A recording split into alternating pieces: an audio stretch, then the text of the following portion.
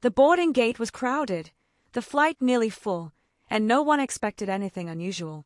A successful black CEO, dressed for a high-stakes business trip, stepped onto the plane like any other passenger, ticket confirmed, seat assigned, schedule tight.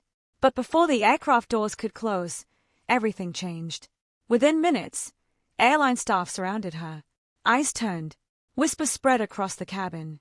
Confusion quickly turned into humiliation as security escorted her off the plane in front of stunned passengers who had no idea who she really was or the power she held behind the scenes.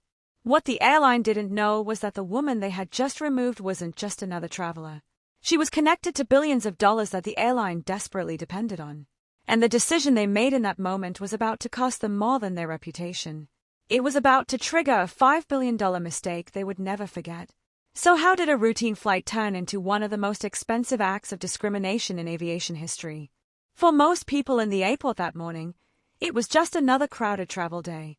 Rolling suitcases rattled across the floor, flight announcements echoed through the terminals, and travelers hurried toward their gates without looking twice at anyone around them. But among them walked a woman whose life looked very different from the outside than most people realized. Her name was Danielle Carter, a black business leader who had spent more than a decade building her reputation in the financial world. She wasn't loud about her success, and she didn't move with the kind of entourage people often imagined powerful executives had. Most days, she preferred to travel quietly, blending in with the crowd rather than standing out. Yet behind that calm presence was a woman responsible for managing billions of dollars in investment capital, funds that quietly powered partnerships with major corporations, including several in the aviation industry. That morning's trip wasn't meant to be dramatic. It was supposed to be routine. Danielle had a tight schedule. A major meeting awaited her in another city, one that could shape future investment deals worth billions. The kind of meeting that required precision, focus, and perfect timing. She arrived early, checked in without issue, and walked through the terminal with the quiet confidence of someone used to making important decisions under pressure. To everyone else around her, she looked like just another passenger heading to her seat. But sometimes, all it takes is one moment, one assumption, one decision made in a split second, to change everything. And on this particular flight, something was about to happen that would turn a routine trip into a moment the entire airline industry would soon regret.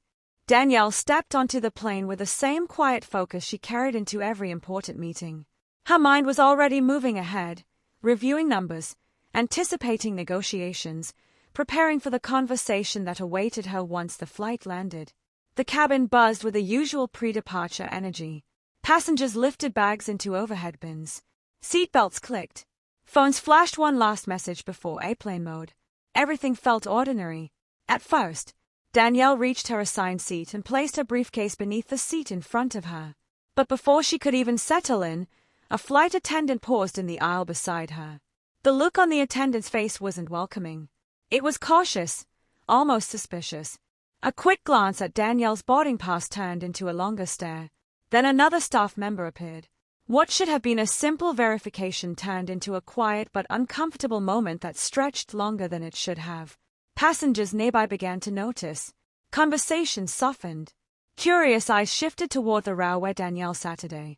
The staff members whispered to each other, their attention fixed on her. Danielle calmly showed her boarding pass again. Everything was correct. Seat number, flight number, confirmation code. Nothing was out of place. But the tension didn't disappear.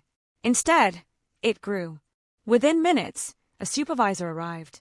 The energy in the aisle changed instantly. The conversation was no longer casual. It had a sharp edge of suspicion. Passengers began exchanging confused looks. Some leaned into the aisle to see what was happening.